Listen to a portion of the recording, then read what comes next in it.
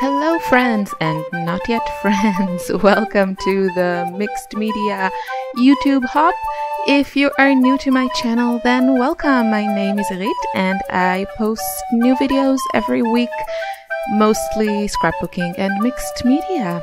So I hope you will enjoy this video, and don't forget to stop at all the hop stops and also leave me a comment to win some lovely prizes. I will leave all the details in the description box below. I thought a lot about what I should do for my project today because I figured that a lot of you might not know my style and will reach this video through the hop. So I kind of wanted it to be something very me and hopefully inspire you and hopefully also maybe give you some ideas on how to use certain materials in your art journal. I really find that I don't see a lot of people using watercolors in their mixed media art journals, or at least not the way that I do. I'm sure there are lots of you out there that do, but I don't know. So if you definitely leave me a comment to recommend people I should watch after you see this video and kind of see my style. I'm always happy to learn new things and get inspired. But let's get into what I'm doing here, and hopefully this video will kind of give you an idea of my style and my process as I art journal. So the first thing I did, I took this gorgeous stencil. This is by Danielle Donaldson, and I got this in the Donna Downey online shop, and there are a few of these stencils, and I think they're just a lot of fun. Even though, it's kind of something specific, you could say. It's not a very like simple pattern, which those are the ones I tend to use, like dots and things that are very kind of graphic and simple. But it still is, I think, a relatively simple shape. It's just a bunch of rectangles. And so I do think this stencil is versatile, and that's what I try to get products that are versatile. We're all on some sort of a budget, and it's just nice to get a lot of use of a certain product. And stencils are a great example for something that can be very versatile, especially if you're like me and you kind of get bored fast and you don't want to use the same very unique image, let's say, over and over again in your journal. So buying something more simple, more generic, more graphic, more basic actually has more use in my stash, and it's just a bigger value for money, I find. So this video, I didn't want it to be too long, but it's going a little bit too fast for me to explain everything that I'm doing. So I started with a stencil in my little Dina Wakley Media journal. I love this journal. I think it's a really great art journal. And I actually used the white material that I used to scrape through my stencil is actually super heavy body gesso by Liquitex.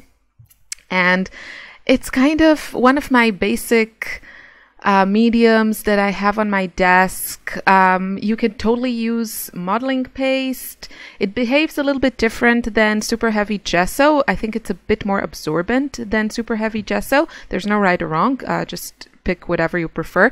But since gesso is also such a great primer, and I also use my heavy gesso for collage, it's just kind of I just use it for many things, and the fact that it's super heavy means that I can use it like this through a stencil. So that's what I used, but you can totally use modeling paste in any color you want. You can also tint it with paint or watercolors or whatever.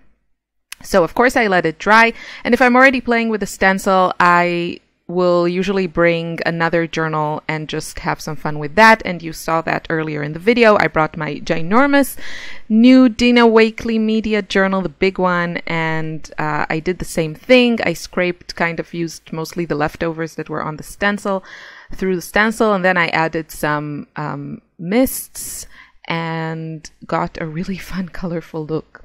So yeah, stencils are a lot of fun. They're one of my favorite products, like tools, you could say, to use in my art journals. Another reason I really like this stencil is that it kind of, I don't have to think too much. If you know me, you probably know I'm not a big thinker. I don't like to think a lot, and I just enjoy having kind of an organic process where I just kind of go with the flow. And I feel with this stencil, you know, you don't have to think too much. You can just start by filling in those little pan shapes, and yeah, with your whatever palette you're using. And of course, you don't have to use watercolors. You can use acrylics. This could be a great exercise on mixing some paints if you don't have a lot of colors. So you can play around and mix your own colors. You can use mists, you can use inks, whatever you have in your stash and whatever you enjoy working with. And of course, I'm adding lots of splatters too. Just a quick word again about Danielle Donaldson. She also has some fantastic stamps with some images of, you know, what, like palettes. I say watercolor palettes because I know that's what she uses, but of course you can use the stamps whatever you want, and they're just fun to play with. So not thinking too much, using my watercolor palette that you see on the right side, it's a custom palette, meaning I kind of curated the colors myself, and I will link you to the video where I show which colors are in the palette. I do have to say that it changes because I kind of customize this palette as you know, as I see fit, just depending on my current color crushes. So I do change it, and but the video that I will link you is the most current one. So I'm just filling in the spaces here, and the brush that I'm using, it's actually a travel brush, and I get most of my supplies from Jackson's Art Supplies in the UK. They are, especially if you're in Europe, they are a fantastic, fantastic store. They ship worldwide, and I think sometimes they have great deals that are also worth it if you're in other continents. But for Europe, it's definitely one of the best places I find to shop for art supplies. So there is a link below, just in case you're wondering, because I do get questions about this all the time. So I'm just mentioning it. Okay, I'm continuing to kind of add detail to this image, this palette here. And I really find that it gives a lot of dimension and interest. And I also think it's a really great opportunity to practice mixing some neutrals if it's something you're not that comfortable with. Because as you may notice, I don't really have neutral colors in my palette. That's because I love bright colors. And I actually prefer the neutrals that I mix myself to the ones that come from a tube. I do use those also, but I do prefer to mix my own. So yeah, so I add those neutrals to kind of the corners of this image, and it just gives it more dimension, I find. So what am I doing now? I have here these pieces that I hand drew on some paper, and this is actually this paper that I'm using. You don't see the pad here. It's by Canson. It's a drawing paper, but it does handle watercolor pretty well. It doesn't look the same like watercolor paper, but the paper doesn't buckle, and it's thinner than watercolor paper, so I can easily fussy cut it.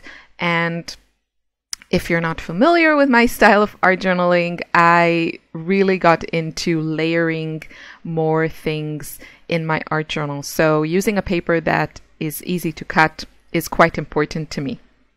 And you can see the images that I painted are very simple shapes, just playing with watercolor. I have some clouds, I have like a speech bubble there, I have kind of a silhouette of a person on the right side there, and I added a little flower as a decoration, and then I have some simple, super simple watercolor flowers kind of scattered through. It's so easy to make.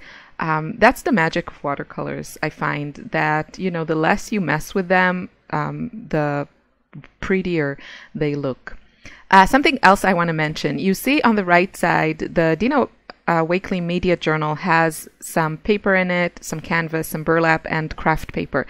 And on the right side, this is actually the canvas.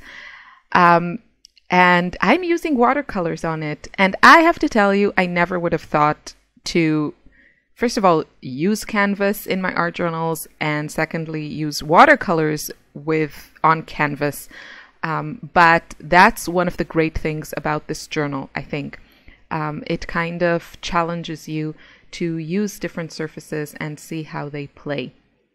And you can see the watercolors, they look great. You do need more pigment and less water if you want it to be as vibrant on the canvas as opposed to on the paper on the left side, but it totally works. Now, also I want to mention that the other side of the canvas that you don't see here is actually covered with gesso. So I definitely think that has something to do with the way that the watercolors look here, because there is this barrier on the other side and they can't just like completely sip through the canvas.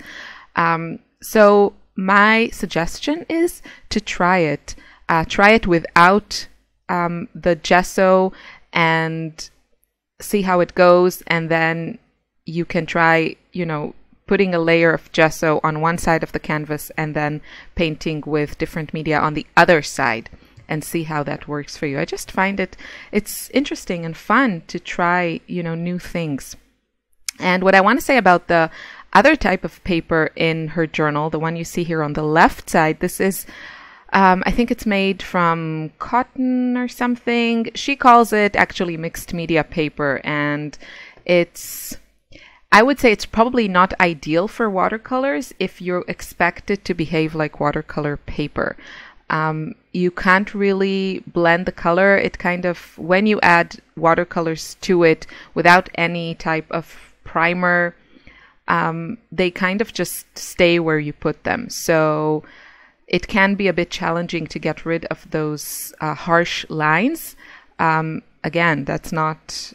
there's no right or wrong here. It's just you have to know your surface and know what works well for it and how you like things to look. So after I adhered my these watercolor pieces that I painted, I added some scribbles with pencil. I'm adding more splatters because I find that is always fun.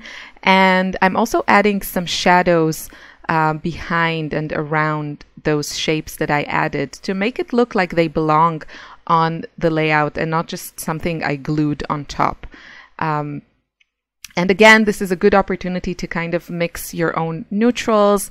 This is a little bit of color theory. To put it in a nutshell, you can, to create really lovely neutrals and semi-neutrals, you can either mix complementary colors on the color wheel, so yellow and purple, orange and blue, red and green, that sort of thing, or just mix your three primaries and see what you get. Play with it, you know, mix a yellow, a magenta, and a blue and see what you get, and then you can add some more magenta or some more blue or something to adjust the kind of tint of, or the shade of your neutral.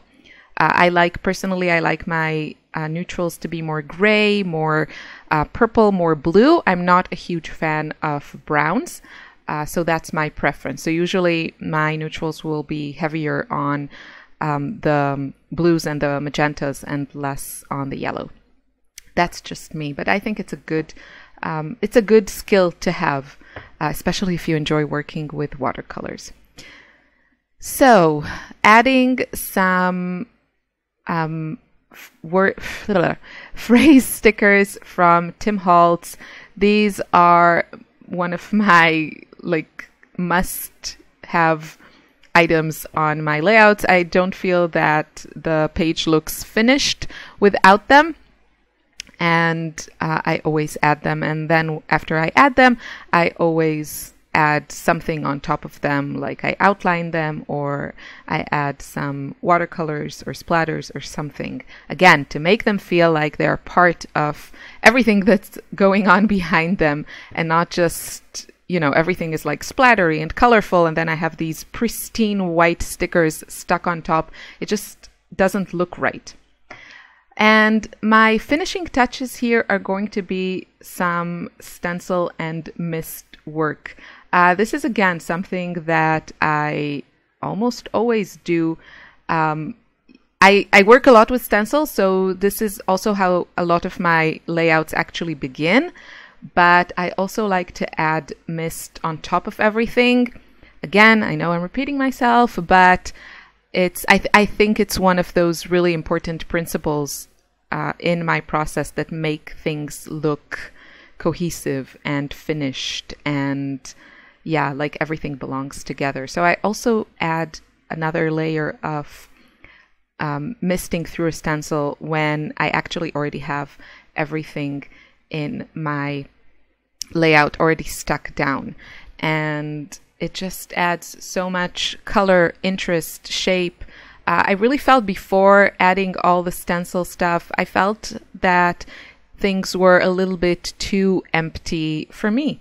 And this is, you know, it's totally up to you, but, you know, try things and then kind of make them work to your style. That's how I develop in my art journey. So I really hope you enjoyed this video.